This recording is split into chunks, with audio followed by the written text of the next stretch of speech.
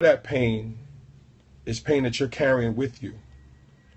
And you're hurting yourself all over again from stuff that's already happened. You can't heal if you're going to keep opening up a wound as it starts to heal. No way possible. You can't love God and love the pain. You have to decide which it's going to be, because God is not pain.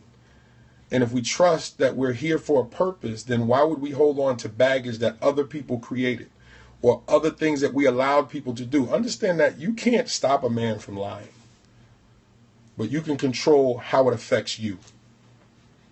You can control how much you allow him to see of you. And when you were saying that I snap or flip at the littlest thing, you got to back away from that too.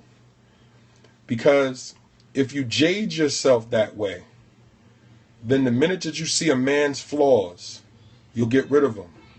Well, then now you're searching for perfection, so you're guaranteeing yourself loneliness. I'm sorry, but I'm going to be truthful with you. When you search for perfection, you're searching for emptiness. Because we all know perfection doesn't exist. We say it to each other on a regular. So you then can't try to hold men to a standard that you already know does not exist. But what you can do is you can hold men to a standard that you hold yourself to. If you hold yourself to a high standard, if you make strong demands of yourself, live at a high standard that you keep for yourself, well, then any man that approaches you, talks to you, deals with you, wants to be with you, will understand that that bar does not get lowered. But you don't raise it up because he's approached you. You stand firm on where you want it to be. Now, where that is for you, you have to decide that. Because we're all human. We're all going to make mistakes. We're all going to make poor choices. And this is something that's been said numerous times, but it is those choices that dictate who we become after. I am a great husband now because I was a horrible husband before. But I was with the wrong woman before. So now I got a woman that allows me to be that man. So I want to be that man. She's proven herself to be that woman. So I fight to continue to be that man even on days I may not feel like it. But it's because she kept the bar here when I met her in 1995. And then 5 years later, when I returned and met her again, that bar was exactly where it was 5 years earlier. And she wasn't about the foolishness then, and she wasn't about the foolishness the next time I met her. You have to control you. The only thing that you can do. And then when you deal with men, make sure that they understand what they're dealing with, who they're dealing with. You are a child of God. So there's no reason to hold on to any pain from any previous situation. And anybody who tries to talk you into that, they're not about you. Because love will heal all of that. But it's self-love. That's the key. Once you love yourself, you won't accept anything less. And I said to you, you are a beautiful woman, talented. You are an author, an independent businesswoman. You are a fantastic friend, because not too many people are going to move across the country to help a friend out. So why would you ever think less than of yourself? Why would you ever allow yourself to be in a position to be hurt unless a guy was just gifted at lying? And sometimes that's going to happen. And you know what? You brush it off and say, okay, one got past the defenses. But don't take previous pain with you. Let it go. And I don't care. I'm going to tell you like my grandmother told me. You cry tonight and then get your ass up and start living life tomorrow. And that's exactly what I did the night that I left my wife and I moved back home. I was in my bedroom that I was from a teenager.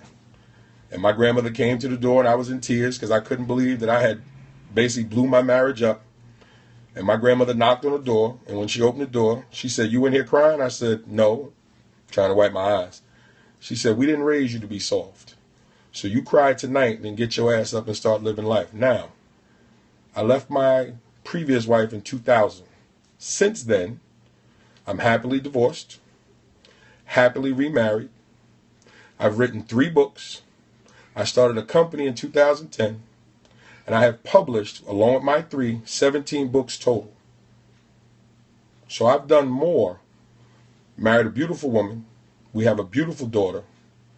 So I have done way better by getting out of a painful situation, but not allowing the pain to control me. You cannot move forward holding on to the pain from the past. And if you don't believe it, I'm telling you, you have to love you so much that anybody that's around you can sense the love that you have for yourself. And then they will extend that love. Your friends will extend that love. So then when a man comes into your circle, he'll sense it. He'll feel it. And yes, I know many of us have read the story of Ruth, and we understand the work that Ruth put in. But what people tend to forget about Ruth is Ruth lost her husband. Ruth lost 2 brother-in-laws. Ruth lost her father-in-law. But she stayed firm. She took care of her mother-in-law. She put the work in. And it was through that work that Boaz saw and said, yo, that's a chick right there. She out here grinding when it's just men out here. And then he put the word to the men around her. Don't touch her. Leave her alone. So even when you're not paying attention, a good man is. A good man sees what a good woman is doing. A good man knows when a woman is putting in good work. A good man knows how hard the grind is. So when he sees you grinding, he respects it. Because he knows what he expects from himself when he gets up early in the morning. So when he's up at the crack of dawn, getting on the bus, getting on the train, driving, sees you at the same gas station every morning, and y'all nod, and he says, going to work? Yeah, got to make that money. A part of him goes, that's what I'm talking about. Because he's got to canvas you too. And just like the scripture says, Boaz let another dude have the shot. When the guy said, I don't have nothing to do with her, Boaz jumped at it. Yo, you don't want her? No problem. I got this. Because he knew what she was.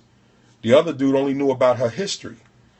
He knew that Moabite women were whores. So that's all he knew. But he didn't know nothing about this woman. He didn't see her in the fields at night. That's why I said, get a hobby. Get into the things that you love.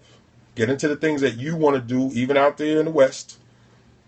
Get into it so much because once you get into it, you will attract people who's into the same things you are. And that will cause what you're looking for to gravitate to you. Your spirit will actually send out radiant energy. And the spirit in someone else will say, I see that woman all the time and she's making it happen. Or he'll come over and say, how come you don't smile? And that's all he'll want. And he'll walk away. So don't cry.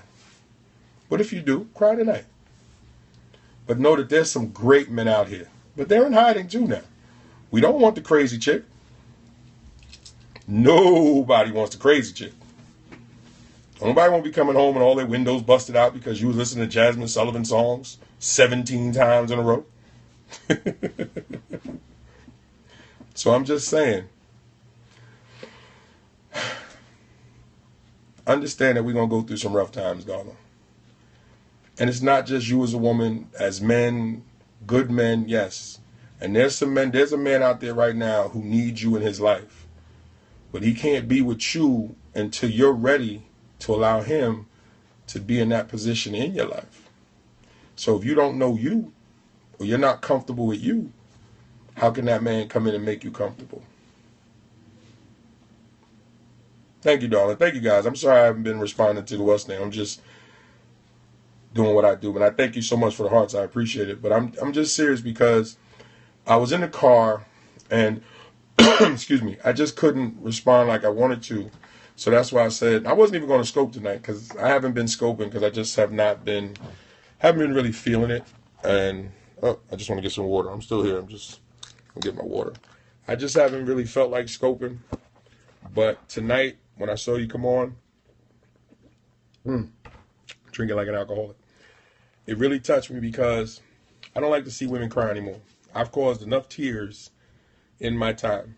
You're welcome, darling. I've caused enough tears in my time. And I said, and I say this often, I say it when I go out and speak, I owe all the women that I did dirty. And I may not be able to go back and make it up to them but I'll damn sure stand in front of every woman that needs somebody there in front of them. I'll stand alongside every woman that needs some man to stand alongside them, and I'll protect as many of you as I can.